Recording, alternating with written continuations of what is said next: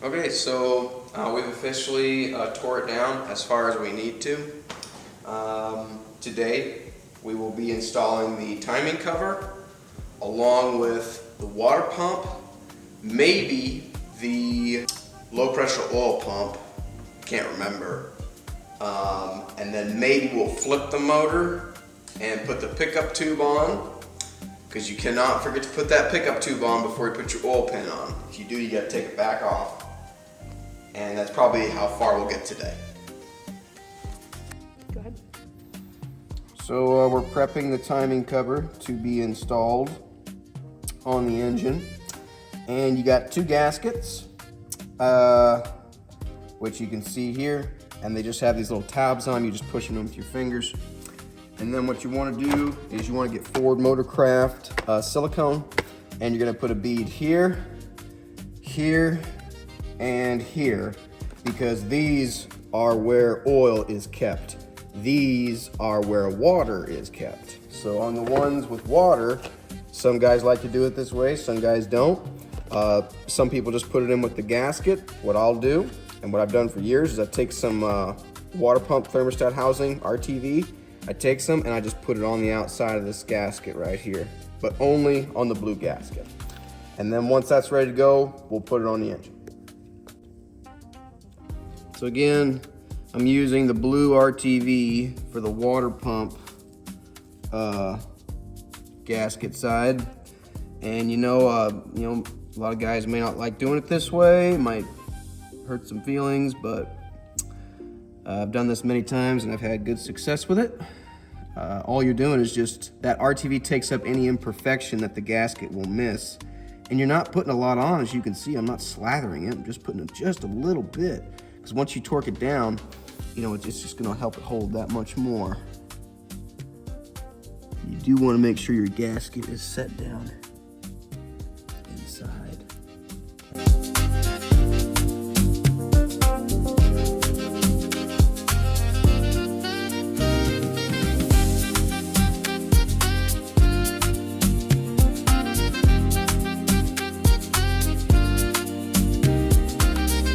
Right now we're just getting our water pump gasket on, and we'll put some RTV on it, because to torque that timing cover, there's a lot of bolts that go through the water pump to the timing cover itself. So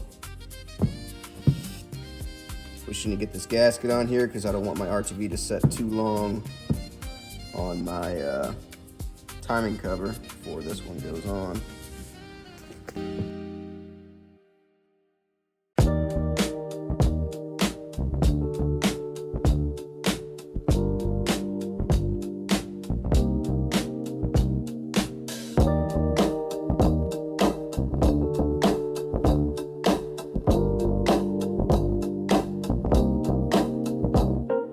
Everything's turning good.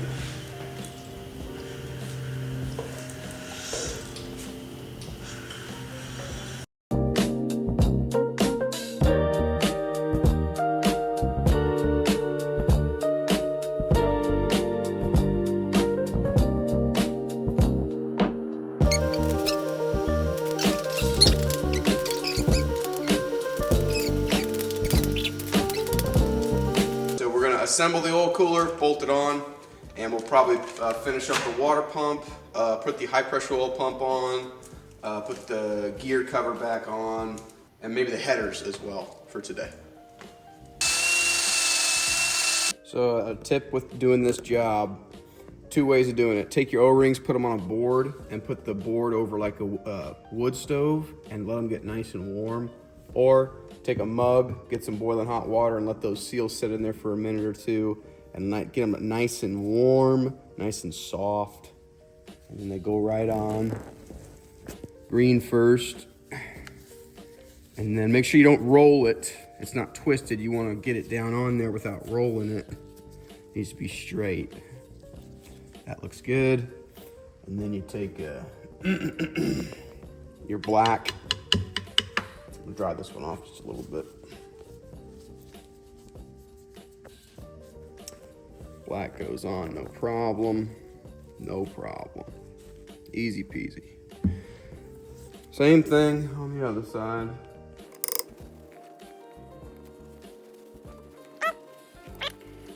So what I do, some guys use Vaseline, whatever works, you know, whatever you got, but I just use axle grease. And don't be afraid to lube these things up. If you don't, you're gonna have a heck of a time getting that thing back in there. Doesn't take too much, you know, just something like that. Get some grease around the edge.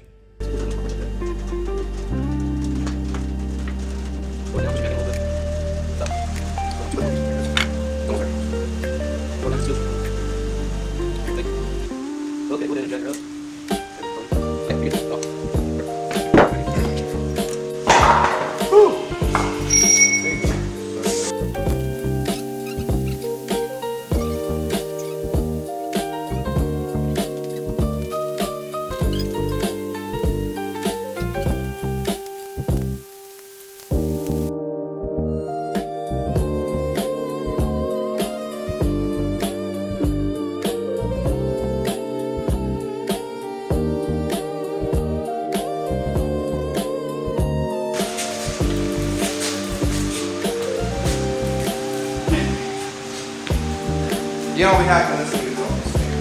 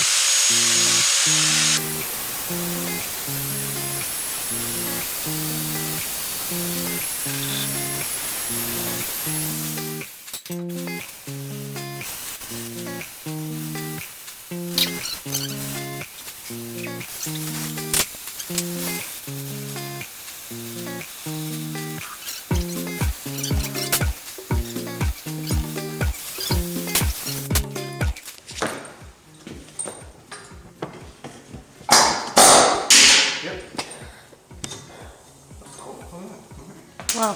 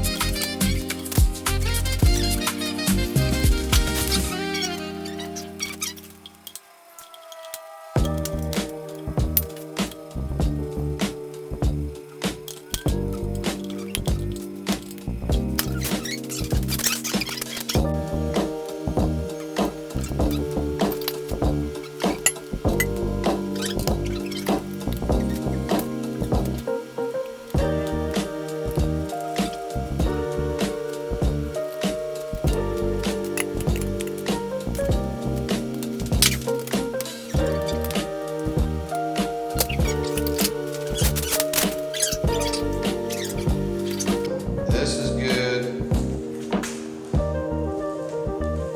Next thing is really, I think, the fuel pool.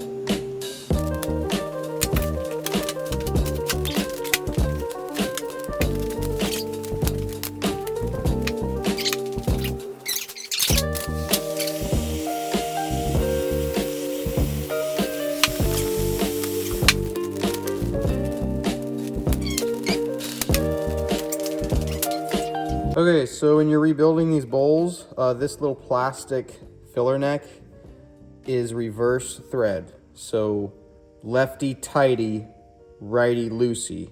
If you don't do that, you'll snap it off in that hole, which I've done before. And you can reach it with a 7/8 crow's foot on a long extension. Comes right out, it's plastic thread. Then comes out your fuel heater element, which is very important for wintertime. And as you can see, the soldering points are all messed up on this one. And it plugs in right there, and it plugs in over here. You see a little tab down there, a little tab right there. And now we're gonna see just how much schmuck is in the bottom of this. Not good. This is one of the worst I've done.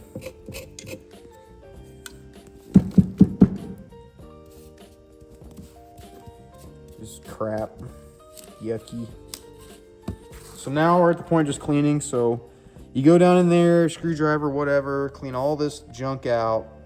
On the side here, this is like a 13 or 14 millimeter. You take that plug out, and then this piece here is like so. You just twist it, and then I'll have to have two hands, but this comes out. And then we'll take these bolts out, and we'll place some O-rings in there, but I'll show you guys that when I get there. And then filler neck, or the drain, take those two bolts out. We're gonna replace this, but just cleaning now.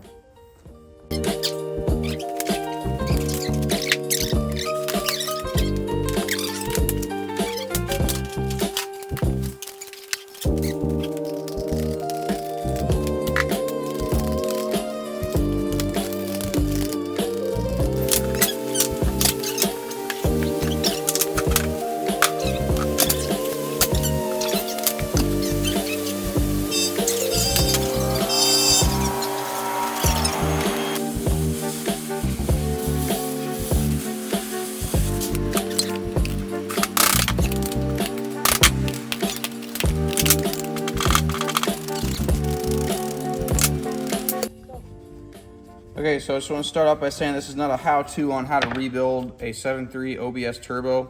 However, I will give you some tips. There are tons of videos on how to rebuild this thing. My tip for doing a full rebuild, including the bearing on the inside, is to take a torch after you get the turbo removed from the truck. Take a torch and heat up, not these on this housing, but all the ones in the steel. Heat all those up with your torch to get the tip of them cherry red hot. And then you get a 12-point wrench that you put on, and then you take a hammer, a heavy hammer, and tap it until it breaks free. After it breaks free, you can take a 5/16 ratcheting, and you just go around and take all these out. And I'll show you once I get it all disassembled.